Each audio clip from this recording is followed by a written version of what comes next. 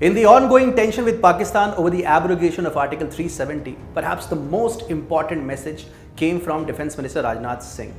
In a tweet, Rajnath Singh stated that while so far India has been committed to no first use in terms of nuclear weapons, depending on the circumstances, this might change in the future.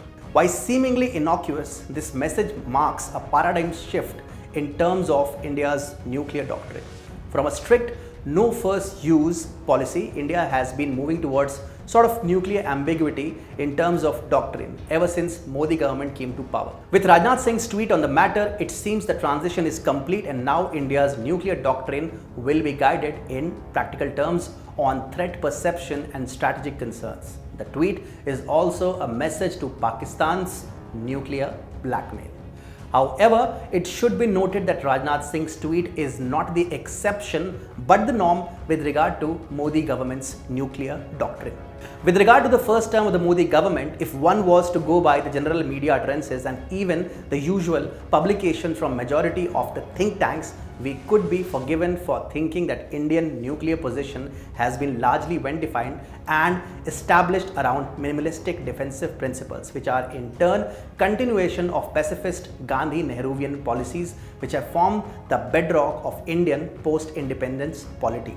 Such perception is also fed by the general thought of India being a static country where the continuity of millennia is confused to be stagnation by the Indian Fabian socialists and their establishment.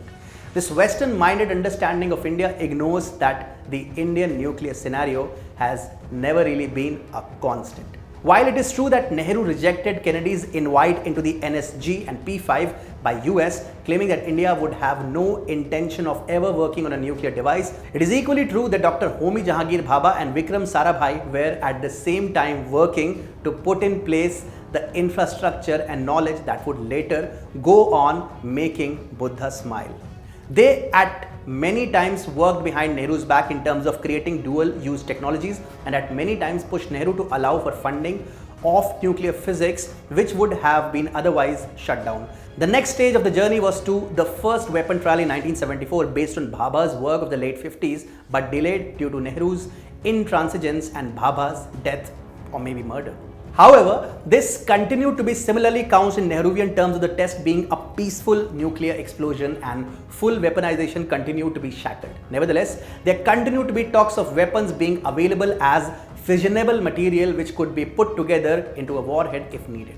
Yet, work on full weaponization had continued under wraps and its disclosure had to wait till PM Atal Bihari Vajpayee successfully executed the aborted attempt by Narasimha Rao a few years earlier. The requirements for a large country to maintain a stable foreign policy outlook and deflect international unease at sudden changes forced us to pretend to hold on to the pernicious poison of self-defeating pacifism seeded into the Indian state during its birth by Nehru. Thus, test was again immediately followed by declarations of continued pacifism, with linchpin of the arguments now taking the shape of no first use policy, self-imposed moratorium on nuclear testing, unmated warheads and stated principle of minimal credible deterrence. And so, once again, while India took a step forward in its capabilities, it took great pains towards minimizing its impact on the perception of Indian power projection.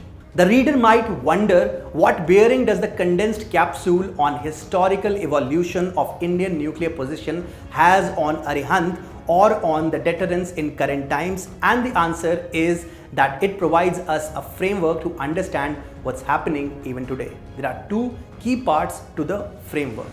Number one, externally the Indian state is still hobbled by the choices made early in its life and can only gradually dismantle the same while needing to maintain the pretense of continuity.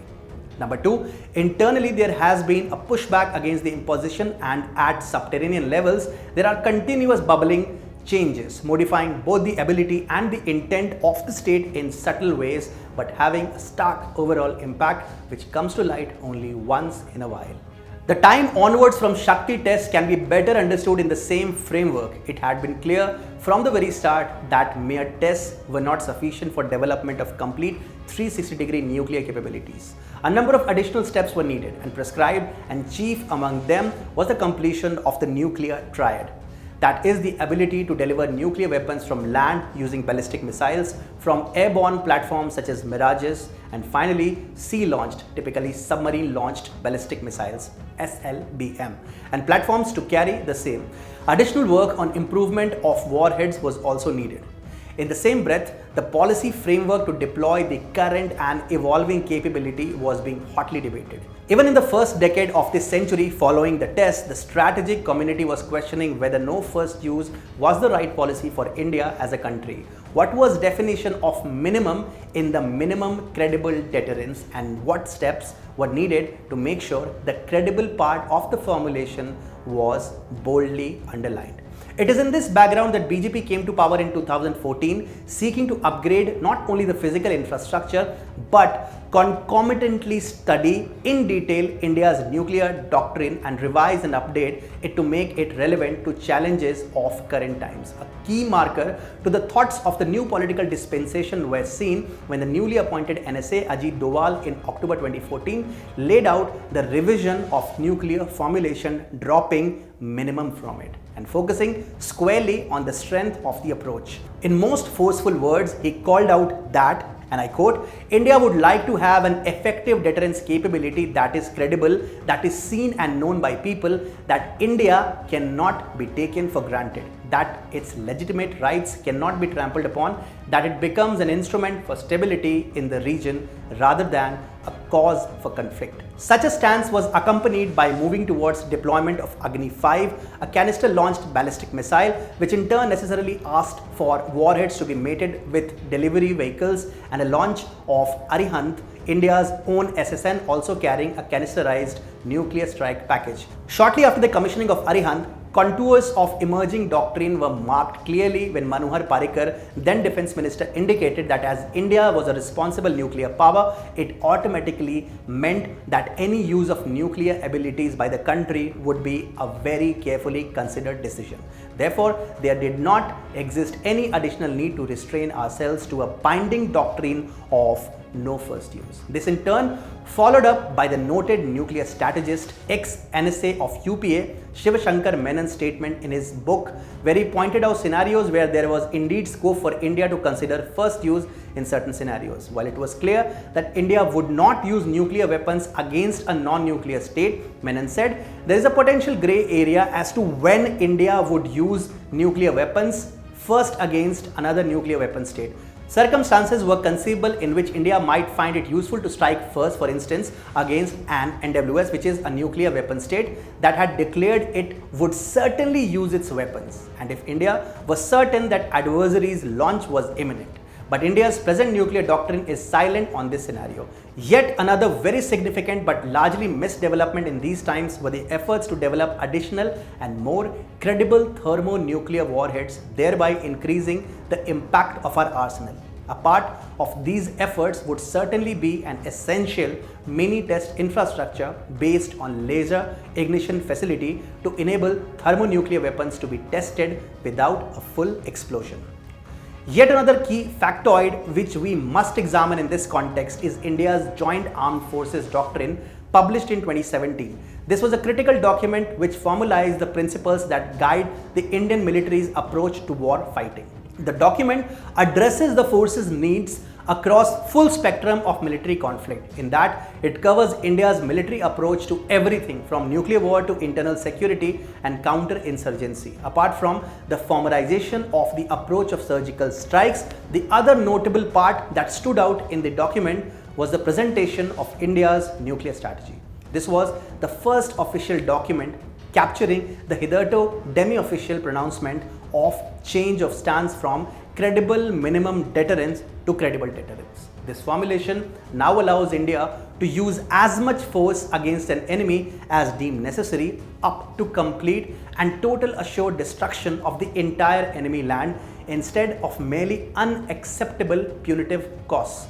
In addition, there was finally an articulation of limited departure from the previously stated position of NFU when it called for conflict will be determined or prevented through a process of credible deterrences, coercive diplomacy, and conclusively by punitive destruction, disruption and constraint in a nuclear environment across the spectrum of conflict. In speaking of a process of deterrence based on prevention through disruption in a nuclear environment, it made it clear that India would be open to first strike on enemies or nuclear assets if it sensed an emerging threat using either conventional or even nuclear weapons. The improved technological base has removed the concepts of debated warheads and moratorium on test, as well as created very credible weapon platforms. Taking advantages of the improvement in ability, the statement of intent has moved on from constraining ourselves to minimum force to maximum possible response, which if needed would be even before the enemy could act.